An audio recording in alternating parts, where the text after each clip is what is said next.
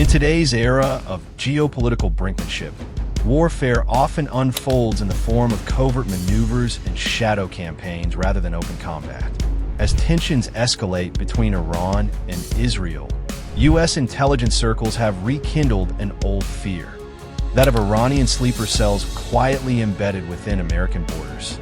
But while the idea of shadowy operatives awaiting orders from Tehran captures headlines and public imagination, experts caution that such threats are often exaggerated.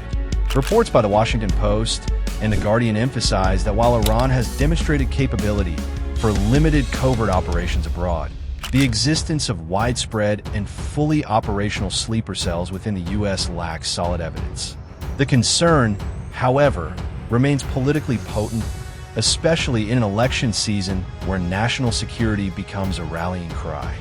Following the targeted U.S. strikes on Iranian-linked facilities and Iran's measured retaliation with missile attacks on U.S. bases in Iraq and Qatar, many observers noted Tehran's deliberate avoidance of escalation on American soil.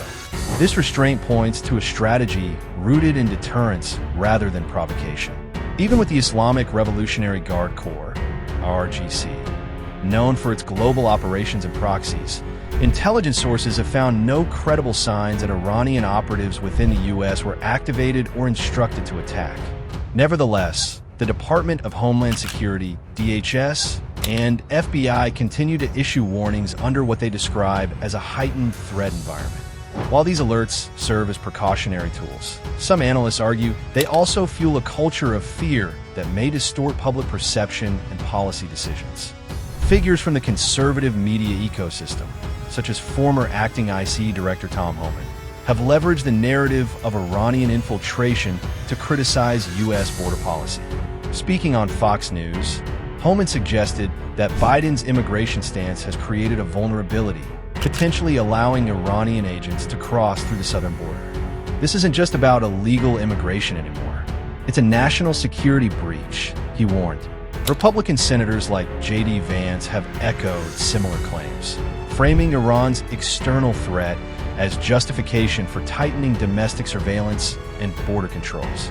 Yet, security researchers stress the need for nuance.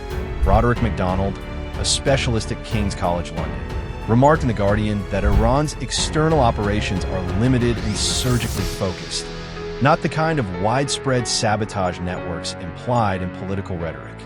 Historical precedents show that Iran, through both the IRGC and allies like Hezbollah, has engaged in targeted operations abroad.